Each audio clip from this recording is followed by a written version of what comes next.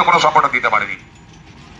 আমরা কি জানি যে আমরা যেদিন লাইসেন্স তৈরি করেছি, যেদিন আমাদেরকে আরটিও লাইসেন্সটা দিয়েছে, সেই দিনে আমাদের লাইসেন্সের উপর 25 লক্ষ টাকা ইন্স্যুরেন্স তৈরি করে দিয়েছে সরকার। কিন্তু সেই টাকাটা পাওয়ার মতো ক্ষমতা আমাদের নেই, কারণ আমরা সেই রাস্তাটাই জানি না।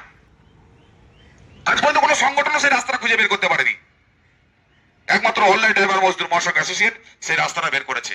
আপনার যদি কোনো রকম দুর্ঘটনা ঘটে, কোনো দাদা ভাই যদি মারা যান, তার পাশে অনলাইন ড্রাইভার মজদুর মহাসংঘ অ্যাসোসিয়েট দাঁড়াবে এবং তাকে যেখান থেকে তিনি মারা যাবেন সেখান থেকে সম্মানের সাথে তার বাড়ি পর্যন্ত অ্যাম্বুলেন্স করে বাড়ি পৌঁছাবে ফুলের মালা দিয়ে। তারপরে সেই কারো কাছে ভিক্ষা করে নয়, সরকারের ন্যায্য প্রাপ্য যেটা ড্রাইভার সাহেবের আছে, সেই ন্যায্য প্রাপ্য টাকাটা 5 লক্ষ থেকে 25 লক্ষ টাকার মধ্যে সেই টাকাটা তাকে আদায় করে দেবে।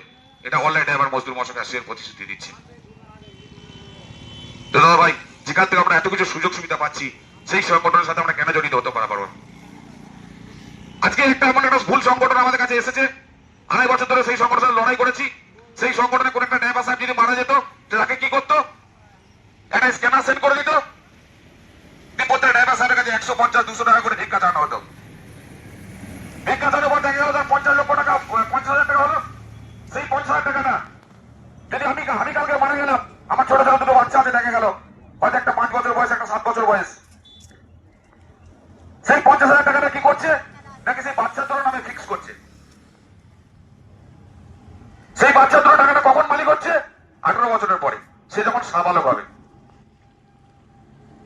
আরে দাদা ভাই, আমার যে 2টো বাচ্চা আছে, একটা বাচ্চার বয়স 5 বছর, আমি যে মারা গেলাম, আমার 5 বছর থেকে সেই বাচ্চাটা 13 বছর পর্যন্ত বাঁচতে হবে, 18 বছর বাঁচতে হবে, তবে কিন্তু সেই টাকাটা সে মালিক হবে 25,000 টাকাটা। তাহলে 13 বছর সে কি খেয়ে বাঁচবে? একবার কি চিন্তা করে দেখেছি আমরা চিন্তা করে দেখিনি। সেই সংগঠন কিন্তু চিন্তা করেনি যে বাচ্চাটা 7 বছর বয়স, টাকাটা এখনো 13 বছর বাঁচতে হবে, 11 বছর বাঁচতে হবে, তবে সে 18 বছর তার বয়স হবে, তবে সে টাকাটা সে মালিক হবে। তাহলে 18 বছরের পরে যদি সে টাকাটার মালিক হয়, তাহলে সে এমনিতেই সাবালক হয়ে গেল, সে তো নিজের পেট নিজে চালাতে পারবে। সাবালক হওয়ার পর্যন্ত টাকাটা তার দরকার ছিল, কিন্তু সেটা সেই সংগঠন করছে না। এবং তার স্ত্রীর বলছে কিনা ও সে হয়তো অন্য কোনো ছেলের হাত ধরে চলে যেতে পারে। এটা কেন নেগেটিভটা আপনি কেন ভাবছেন? আপনি খারাপটা কেন ভাবছেন? সে বাচ্চার মুখের দিকে তাকিয়ে সে তো সেই স্বামীর ঘরে তো পড়ে থাকতে পারে। তাহলে তার কথা একবার চিন্তা করলেন না? আমার যে ঘরে বৃদ্ধ মা বাবা রয়েছে, তারা কি খাবে? তাদের কথা কি চিন্তা করেছেন? আমি তো একমাত্র রোজগারে ছিলাম, আমি তো ইনকাম করে আমার পরিবারকে চালাতাম, তাহলে আমি তো চলে গেছি। এইসব ভুল সংগঠন থেকে আপনারা বেরিয়ে আসার জন্য চেষ্টা করুন এবং দূরে থাকার জন্য চেষ্টা করুন, কারণ এরা হচ্ছে আপনাকে আপনার সাথে সাথে আপনার পরিবারকেও পর্যন্ত শেষ করে দেবে। কিন্তু অনলাইন ড্রাইভার মজদুর মহাসংঘ অ্যাসোসিয়েশন কি বলছে? না, এরকম কোনো জিনিস হবে না। যেদিনে সে মারা যাবে, তার ডকুমেন্টস নিয়ে সরকারের কাছ থেকে 5 লাখ থেকে 25 লাখ পর্যন্ত টাকা তাকে আদায় করে দেওয়া হবে, সেই পরিবারের হাতে তুলে দেওয়া হবে।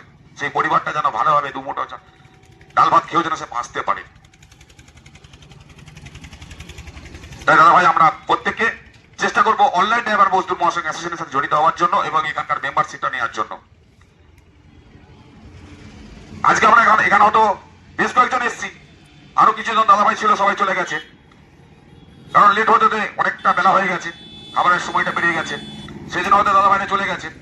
আজকে আমরা হঠাৎ এখানে এসেছি আপনাদেরকে শুধুখানি সংগঠনের বিষয়গুলো আলোচনা করার জন্য। আজকে কোনো মিটিং এর প্রোগ্রাম আমাদের ছিল না, শুধু আলোচনা করার জন্য এবং কিছু মেম্বারশিপের কিছু নিয়ম কানুন আপনাদেরকে বোঝানোর জন্য।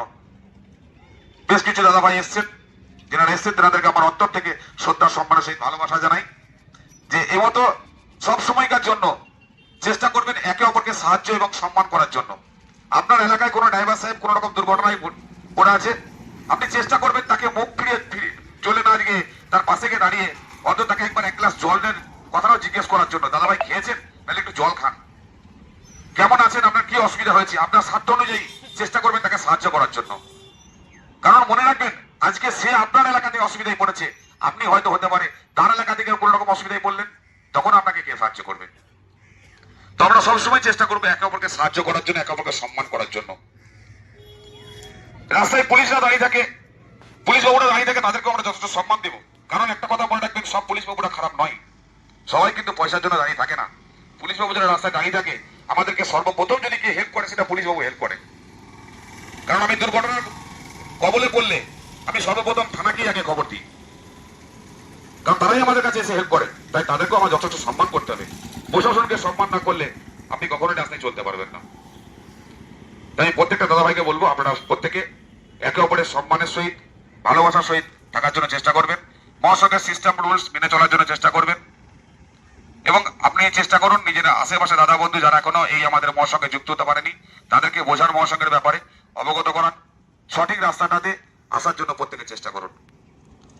যাই হোক, এই বলে আমি আমার ক্ষুদ্র বক্তব্য শেষ করলাম। সকলে ভালো থাকবেন, সুস্থ থাকবেন, সতর্ক থাকবেন, সাবধানে থাকবেন, সবসময় নিজের খেয়াল রাখবেন এবং সবসময়কার জন্য আপনার আশেপাশে দাদা বন্ধু ড্রাইভার সাহেবদের প্রতি লক্ষ্য নজর রাখবেন যে কোনো দাদা ভাই কোনো রকম অসুবিধা হচ্ছে কিনা। জয় হিন্দ, জয় ভারত, ড্রাইভার ঐক্য জিন্দাবাদ, অল রাইটস ড্রাইভার মজদুর মহাসংঘ অ্যাসোসিয়েট জিন্দাবাদ।